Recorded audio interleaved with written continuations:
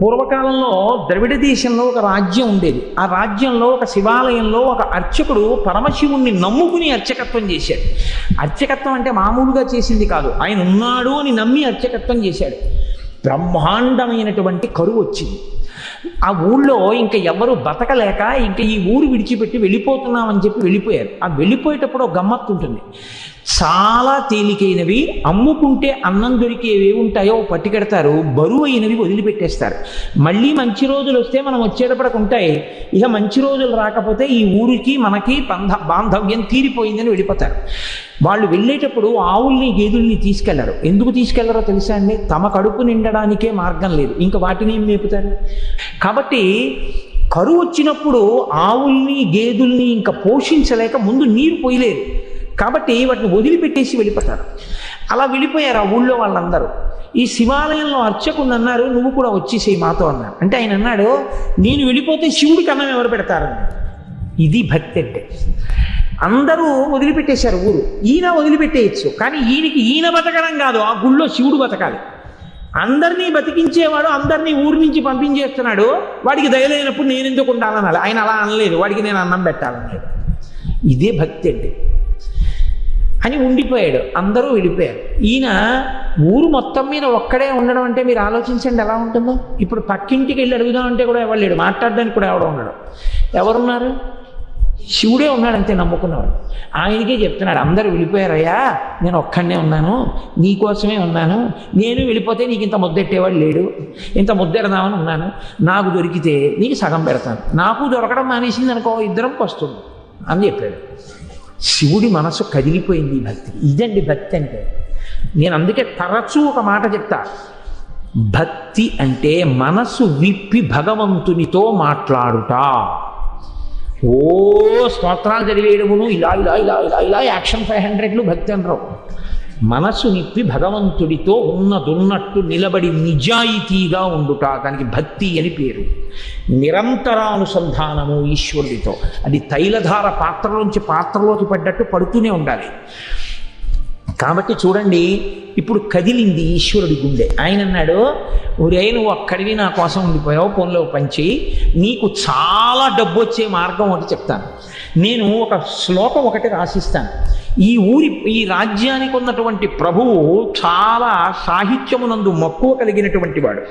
కాబట్టి ఆయన నువ్వు పట్టుకెళ్ళి ఈ శ్లోకం చెప్తే చాలా సంతోషించి నీకు కానుకలు ఇస్తాడు. నువ్వు ఆ కానుకలు తెచ్చుకొని దానితో నువ్వు బతుకు, నాకు నైవేద్యం పెట్టు అన్నాడు. అంటే అలాగే అంగీకరించి ఆ గుడిలో ఉండేటటువంటి అర్చకుడు ప్రభువు దగ్గరికి వెళ్ళి పరమశివుడు రాసి ఇచ్చినటువంటి పత్రాన్ని తీసి ఆ పద్యాన్ని చదివాడు. సింధుర రాజగమనాద్ధమ్మిల్ల బంధంబు సహజ సుగంధంబు. అందులో ఉంది, పార్వతీదేవి యొక్క కేశపాశము సహజమైనటువంటి సువాసనతో కూడి ఉంటుంది. సింధురరాజగమనాథమ్మిల్ల బంధంబు సహజ సుగంధంబు. సింధురరాజగమన అంటే ఏనుగు ఎలా నడుస్తుందో అటువంటి ఏనుగు యొక్క నడక వంటి అందమైన నడక కలిగినటువంటి పార్వతీదేవి యొక్క కేశపాశము సహజమైన సుగంధము కలిగినది. ఆ రాజు యొక్క ఆస్థానంలో ఆస్థానకది ఒక ఆయన ఉండేవాడు, నక్కీరుడు అని ఆయన పేరు. ఆ నక్కీరుడు అక్కడ కూర్చుని ఉండగా ఈయన వెళ్ళి ఆ పద్యం చదివాడు. చదివితే ప్రభువు సంతోషించబోయాడు. నక్కీరుడు లేచి అన్నాడు, తప్పిది చెప్పరాదు కవితా సమయంబుల నొప్పు కాదు, నీవిప్పగిదిన్ రచయింపవచ్చునే అన విప్రుడు తెల్లబోయి, నాక పరమేశ్వరుండు ఈ వసుధాదిపుపై రచయించి ఇచ్చేగాని ఏ ఒప్పును తప్పునేనరుగా ఉత్తములారయటం శుక్రమరం. కాళహస్తీశ్వర మహాత్యంలో ధూర్జటి ప్రణీతం ఇది. ఆయన అన్నాడు, అయ్యయ్యో తప్పిది చెప్పరాదు. ఇలా చెప్పచ్చా? తప్పు. ఎలా చెప్తున్నావు? కవితా సమయంబున నొప్పు కాదు. ఒక కవిత్వం చెప్తే దానికి ఒక నియమం ఉంటుంది. ఏది సహజంగా ఉంటుందో అది చెప్పాలి. అసహజమైన విషయం రాడు. వెంట్రుకలకి సువాసన ఉండడం ఏంట్రా? ఎలా రాసుకొచ్చావు? కవితా సమయంబున నొప్పు కాదు, నీవప్పగిదిన్ రచయింపవచ్చునే, నువ్వు ఇలా రచనలు చెయ్యొచ్చా అని అడిగాడు నత్తీరుడు లేచి. పాపం ఆయన శివాలయంలో అర్చకుడు, పాపం కవిత్వం రాదు. నత్తీరుడంతటి వాడు లేచి గద్దించేటప్పటికీ హడిలిపోయి నమస్కారం చేసి కాళ్ళ మీద పడిపోయి అన్నాడు, ఆ పరమేశ్వరుడు ఈ వసుధాదిపుపై రచించి ఇచ్చే కానీ ఏ ఒప్పును తప్పు నేనురుగా ఓ ఉత్తములారయటంచు క్రమరన్. ఓ ఉత్తములారా, నేనేమీ రచించలేదు, నాకు తెలియదు. అన్నం లేదని ఏడుస్తుంటే ఉంటే నీకు పెడతా, లేకపోతే లేదయ్యా శివయ్యా అన్నాను. అంటే నాకు రాసి ఇచ్చాడు. నేను ఈ రాజు మీద రాశానయ్యా వెళ్ళి అన్నాడు. డబ్బు ఇస్తాడన్నాడు. వచ్చాను, చదివాను, నేను రాయలేదు. ఈ తప్పు నాకు తెలియదు, నన్ను మన్నించండి, క్షమించండి, నేను వెళ్ళిపోతున్నాను అన్నాడు. పో అన్నాడు. తిరిగి వచ్చేసాడు. ఎక్కడికి వచ్చాడు? వెళ్ళిపోలేదు. అందరూ వదిలిపెట్టేస్తే నమ్ముకుని గుళ్ళో ఉన్నాను. నాకు దొరికితే నీకు పెడతానన్నాను. ఫోన్లే, మర్యాద చేయకపోతే పీడాపోయేది, అవమానం చేయించాడు, ఇలాంటి పద్యం రాసిచ్చి అని ఇక గుడికి వెళ్ళడం మానలేదు. మళ్ళీ ఊరు వెళ్ళాడు. వెళ్ళి చాలా మనసులో కోపం. అమ్మ దెబ్బలాడుతూ సున్నిపిండితోటి నలుగు పెట్టేటప్పుడు ఉండేటటువంటి ప్రక్రియ మీరు ఎప్పుడైనా చూస్తే చాలా గమ్మత్తుగా ఉంటుంది. పిల్లాడు బిక్క మొహం వేసి ఎక్కడ గిల్లేస్తుందో భయం. వాడు ఇలా చేతులు ఇచ్చి ఇలా ఉంటాడు, అమ్మ వంక చూస్తూ. ఆవిడ మొన్న ఫస్ట్ యూనిట్ టెస్ట్లో 7 మార్కులు, రెండో యూనిట్ టెస్ట్లో 8 మార్కులు. అందులో గట్టిగా ఒత్తచ్చు కదా, ఒత్తేస్తూ చెయ్యి పట్టుకుని పైన కింద ఒత్తేస్తూ నిలబడ అని మీ నాన్నకి పట్టదు, ఎప్పుడు ఉపన్యాసాలు అని ఇలా అంటుంటే తొడల దగ్గరికి వచ్చేటప్పటికి ఏ పిక్క తిప్పేస్తుందో అని వాడు అలాగే బిక్క చచ్చిపోయి ఉంటాడు. అలా ఈయన చేతిలో పాత్ర పట్టుకుని నమస్సోమాయిచ రుద్రాయిచ నమస్తామ్రాయిచ అరుణాయిచ నమశంగాయిచ పశుపతయేచ గొప్ప పద్యం రాశావు అని పోస్తుంటే శివుడు బిక్క చచ్చిపోయి అలా ఉండి అభిషేకం చేయించుకుని, నువ్వు పెట్టకపోయినా నేను పెట్టాలిగా, ఇంత తిను. ఓం ప్రాణాయి స్వాహ, ఓం అపానాయి స్వాహ, ఓం యానాయి స్వాహ అంటుంటే ఆయన లేచి అన్నాడు, ఎందుకయ్యా అంత కోపం, ఏమైంది అక్కడ అన్నాడు. ఏమి తెలియని వాళ్ళే అడక్కు, సర్వజ్ఞుడివి, నీకు తెలియంది ఏం లేదు, ఎంత గొప్ప పద్యం రాశావు. మీ ఆవిడ వెంట్రుకలకి సహజ సువాసన. నత్తీరుడు నిలదీశాడు. ఏమిటి కవిత్వం అని అడిగాడు. కవితా సమయంబున నొప్పు కాదు, నువ్విప్పగిజిన్ రచయింపవచ్చునే అని అడిగాడు. సిగ్గుచేటై తిరిగి వచ్చాను అనేటప్పటికీ శివుడు అన్నాడు, వాడేవాడు. ఈశాన సర్వ విద్యానాం ఈశ్వర సర్వభూతానాం బ్రహ్మాధిపతిర్ బ్రహ్మ శివోమే అస్తు సదాశివోం. సమస్త విద్యలకు అధినాథుని నేను ఇంతపాటి దేశమైన కవిత్వం ఇస్తే పలుకుతున్నాడు నత్తీరుడు. నేను రాసినటువంటి కవిత్వంలో తప్పు పట్టగలిగిన మొనగాడా నేనే పెడతానన్నాడు. ఒక బ్రాహ్మణుడి వేషం వేస్తున్నాడు, తలపాగా చుట్టుకున్నాడు, రాజుగారి సభలోకి వెళ్ళేటప్పటికి అందరూ అబ్బో చాలా వర్చస్సుతో ఉన్నాడు. లేచి నిలబడ్డాడు. నిలబడేటప్పటికి ఇంకా ఎవరిని ఏమీ అడగలేదు, చాలా కోపంతో ఉన్నాడు. ఈ రాజుని మీదనే కవిత సాహిత్య స్ఫురన్మాధురీ చారు ప్రౌఢిమ చెప్పి పంప విని మాత్సర్యంబు పాటించి ఈ నత్తీరుండూరక తప్పు పట్టెనట. ఏది లక్షణమో అలంకారమో పదబంధమో రసమో చక్కని చెప్పుడా తప్పన. శివుడు నిలదీశాడు, ఎరా నేను ఈ రాజన్యుని మీదనే కవిత సాహిత్య స్ఫురన్మాధురీ చెప్పి పంప అద్భుతమైనటువంటి పద్యం ఒకటి నేను రాసి పంపించాను. ఈ నత్తీరుండు మాత్సర్యంబు పాటించి ఊరక తప్పు పట్టానట. అవతలవాడు పద్యం రాయడం ఏమిటి, నేను మెచ్చుకోవడం ఏమిటని కేవలం అసూయతో నత్తీరుడు తప్పట్టుకున్నాడు పద్యంలో. ఏది పద్యంలో తప్పు ఎక్కడుంది చెప్పమనండి. లక్షణమో, ఏం పద్యంలో లక్షణంలో తప్పుందా? అలంకారమో, అలంకారం తప్ప. పదబంధమో, పదములు బంధం వేయడం తప్పొచ్చిందా? రసమో, రసభంగమైందా?